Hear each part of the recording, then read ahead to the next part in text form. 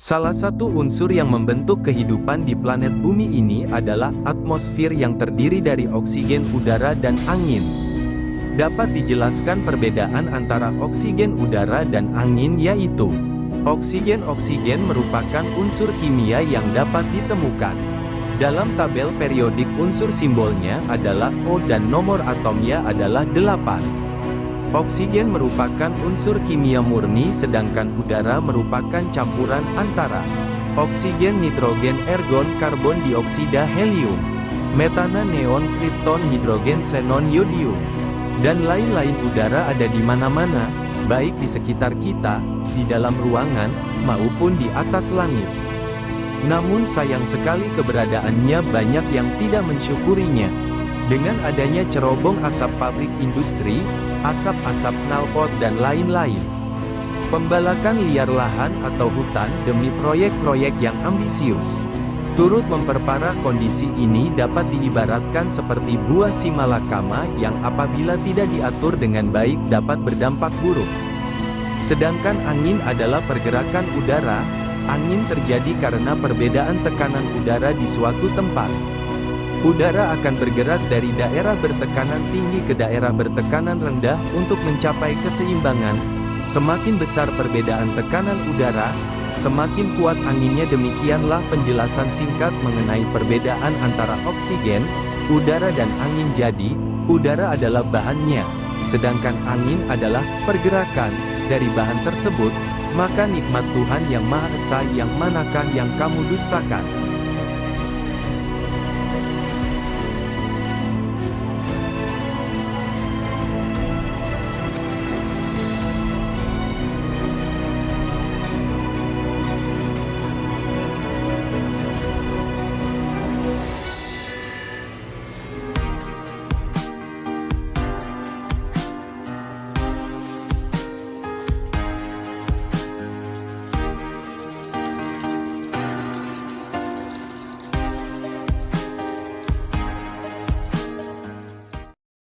Pompa hidram adalah salah satu jenis pompa air yang dapat beroperasi secara otomatis tanpa memerlukan energi listrik. Lalu, bagaimana pompa hidram dapat bekerja? Di video ini, kita akan membahas bagaimana mekanisme pada pompa hidram.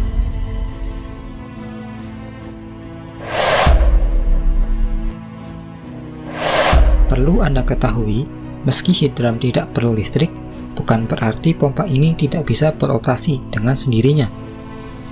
Tetap ada yang harus menggerakkannya. Dalam hal ini, hidram digerakkan oleh aliran air. Jadi, pompa hidram biasa dipakai untuk memindahkan air dari sungai ke tempat yang lebih tinggi.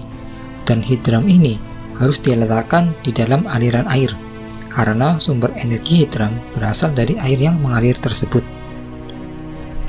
Hidram sendiri sebenarnya singkatan dari hydraulic ram pump, atau pompa yang memanfaatkan aliran hidrolis. Artinya, hidram ini tidak akan bisa beroperasi pada genangan air yang tidak punya aliran. Hidram dapat mengangkat air ke tempat yang lebih tinggi berkat adanya energi dari efek water hammer. Efek water hammer ini diciptakan di dalam hidram melalui sebuah katup. Ilustrasinya begini.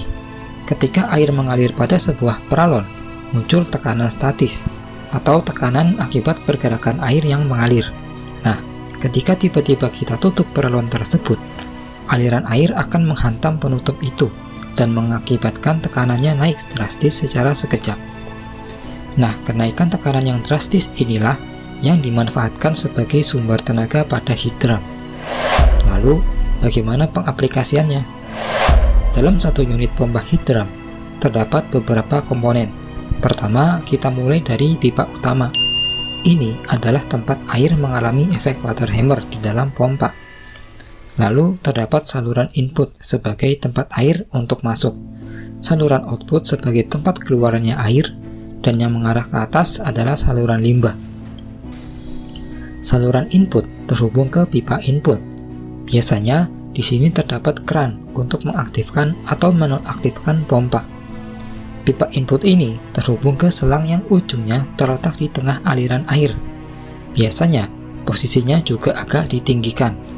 Ini bertujuan untuk memperkuat aliran air yang ada di dalam saluran input. Jadi saluran input akan menyuplai aliran air yang akan dipompa ke atas, sekaligus sebagai sumber daya pompanya. Oleh sebab itu, selang input ini dibuat besar karena untuk dapat bekerja secara optimal, minimal debit air yang disuplai itu 7 liter per menit. Sementara pada saluran output akan dibengkokkan ke atas. Nah, di sini akan dipasang sebuah katup. Ini adalah katup penghantar. Katup ini bersifat satu arah, alias hanya bisa mengalirkan fluida satu arah saja. Dalam hal ini, katup akan mengalirkan air dari pompa ke atas, namun tidak akan membalikan air dari atas ke bawah. Lalu pada saluran limbah akan terpasang katup limbah. Katup ini berfungsi untuk menimbulkan efek water hammer. Jadi sesuai ilustrasi yang tadi kita jelaskan, ketika air mengalir dari saluran input, air tersebut punya tekanan statis. Karena airnya mengalir, otomatis ada tekanannya.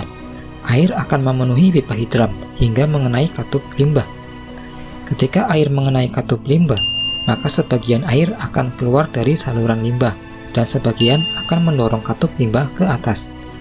Ketika katup limbah terdorong sampai mentok, itu akan menutup saluran limbah secara tiba-tiba, sehingga muncul efek water hammer.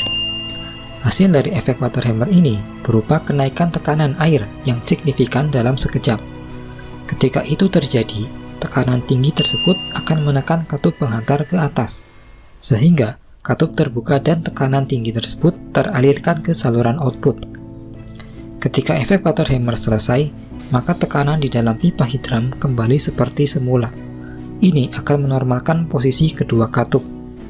Katup penghantar akan tertutup oleh dorongan per dan tekanan hidrostatis air, sementara katup limbah akan turun karena efek gravitasi. Ketika kedua katup sudah berada di posisi semula, maka pompa hidram siap untuk siklus berikutnya. Jadi intinya, pompa ini akan bekerja selama ada aliran air di dalam saluran input dengan debit yang memadai. Itu akan menggerakkan kedua katup untuk terbuka dan tertutup secara bergantian, sehingga menimbulkan efek pompaan secara frekuentif. Nah, karena hasil pompaannya frekuentif dan tidak stabil, maka kita perlu meletakkan tabung udara pada saluran output. Ini bertujuan untuk menstabilkan tekanannya. Dengan adanya tabung udara, tekanan air dari pipa hidram tidak seluruhnya langsung keluar, tapi sebagian keluar ke pipa output dan sebagian mengkompresi tabung udara.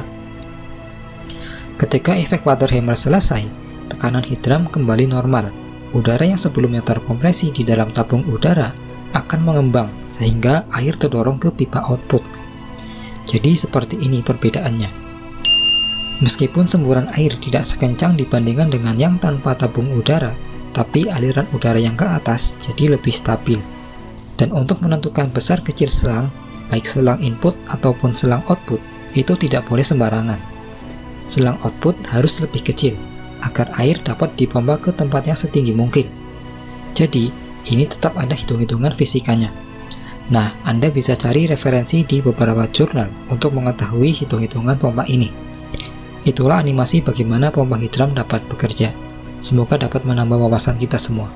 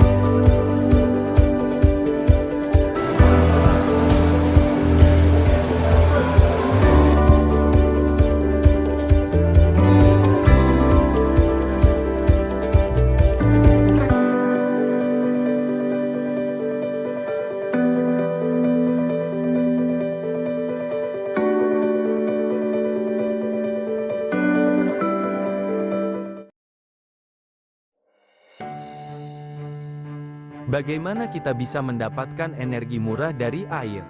Tenaga air atau tenaga hidroelektrik adalah sumber energi terbarukan yang menghasilkan daya. Dengan menggunakan bendungan atau struktur pengalihan untuk mengubah aliran alami sungai atau badan air lainnya.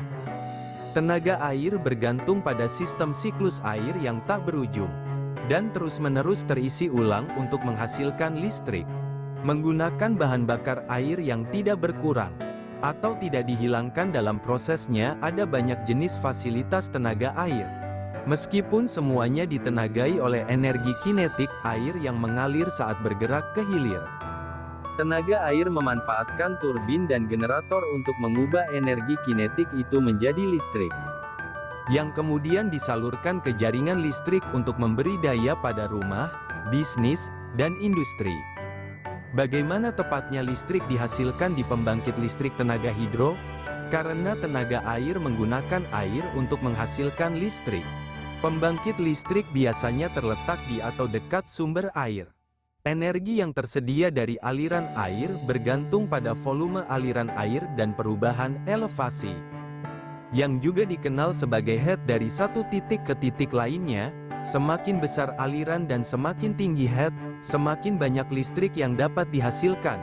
Di tingkat pabrik, air mengalir melalui pipa yang juga dikenal sebagai pipa penstok lalu memutar bilah turbin, yang kemudian memutar generator yang pada akhirnya menghasilkan listrik. Sebagian besar fasilitas hidroelektrik konvensional beroperasi dengan cara ini, termasuk sistem run of the river.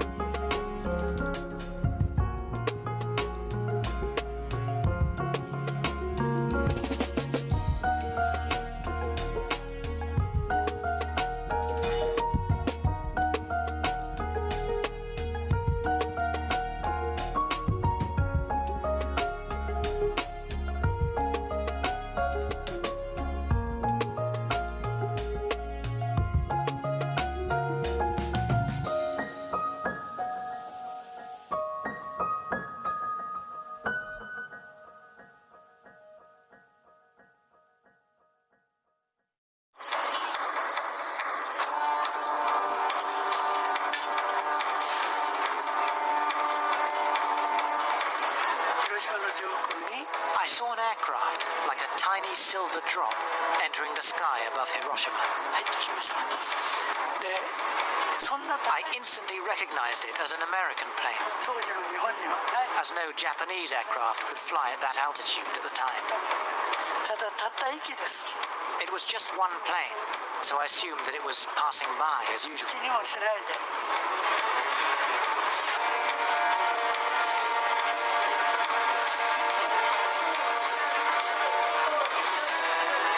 I was counting. 1, 2, 3.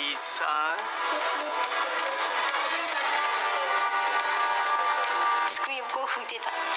I was wiping the desktop. That was when the bomb was dropped. ね。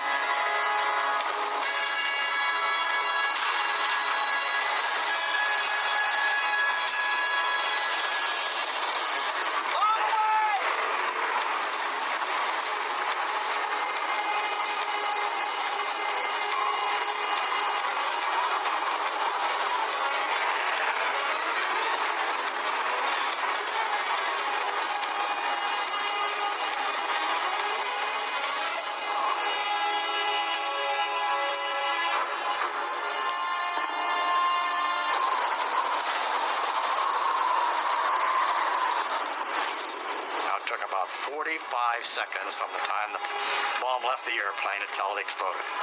And I think there wasn't a man in the airplane that wasn't either timing it with his watch or counting or doing something. I was sure the bomb was a dud. I was sure it wasn't going to work.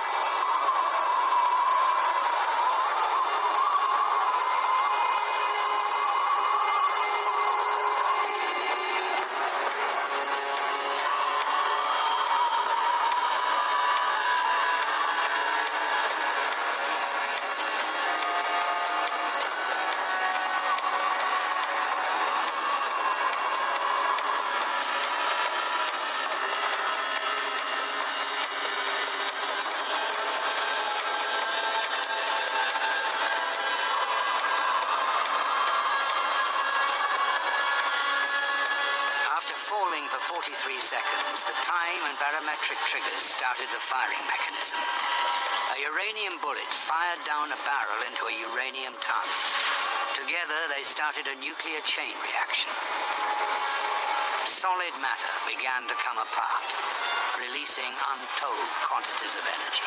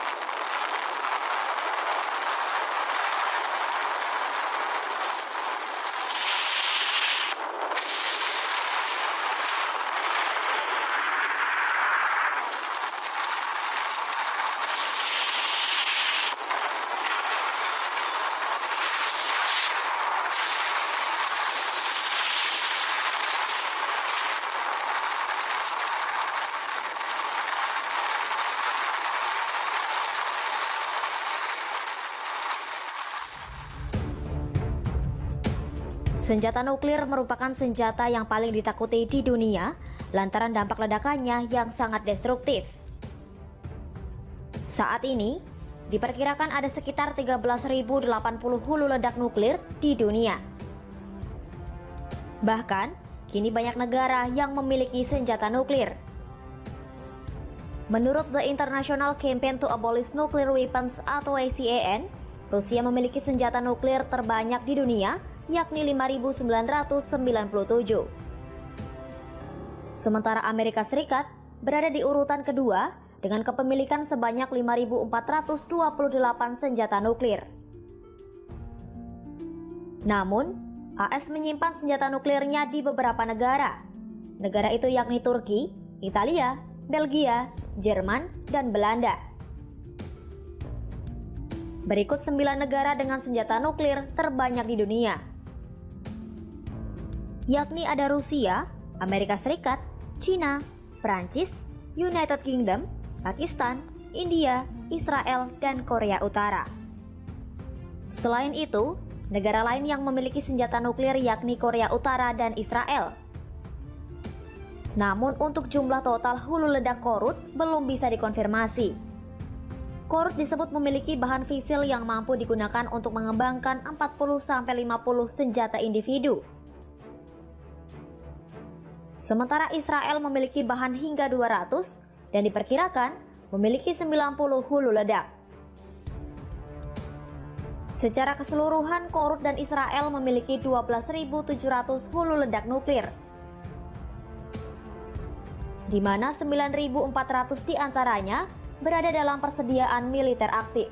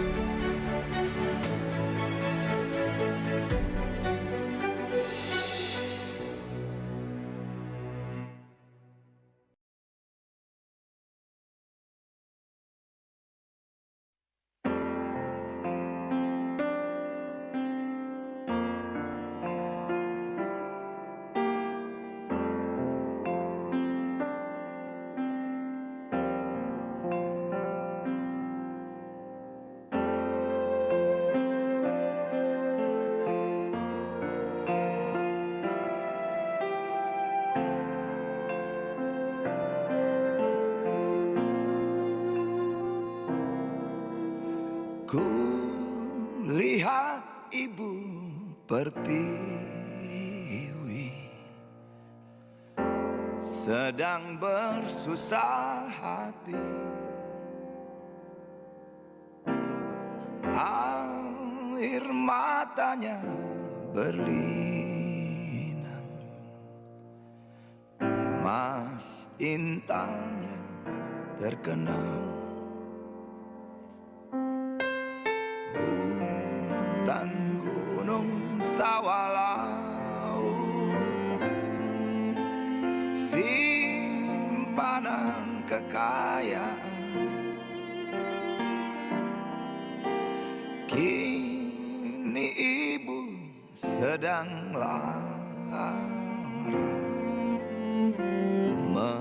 merintih dan berdoa.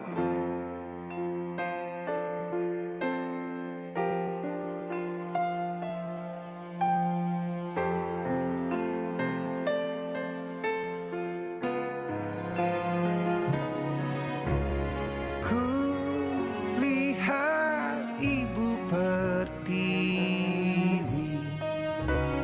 kami datang berbakti. Lihatlah putra putrimu menggembirakan ibu. Ibu kami tetap cinta putramu yang setia, menjaga harta pusaka untuk nusa dan bangsa.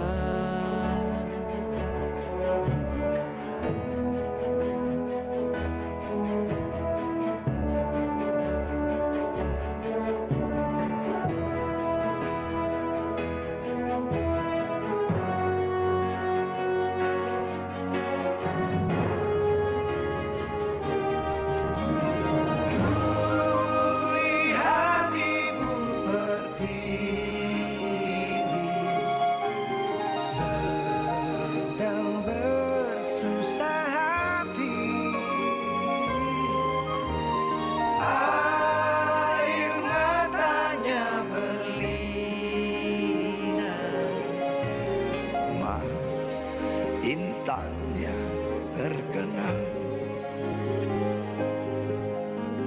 Hutan, gunung, sawah, lautan, simpanan kekayaan.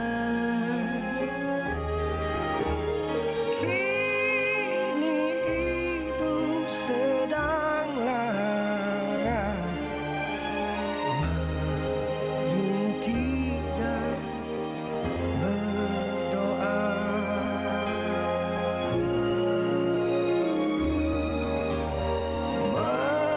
Menjaga harta pusaka,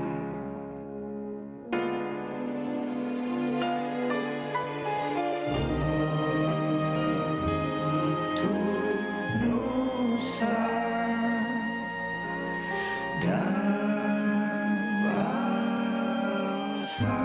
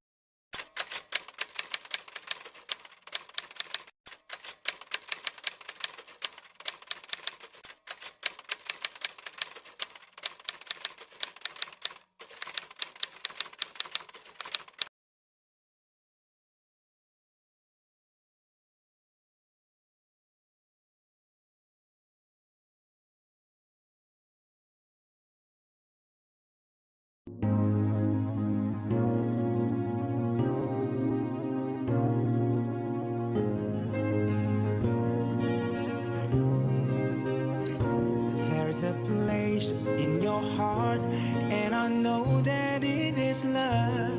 And this place could much brighter than tomorrow. And if you really try, you find there's no need to cry. In this place, you feel there's no heart or sorrow. There are ways to get there if you care enough for a living. Make a little space, make a better place. Heal the world, make it a better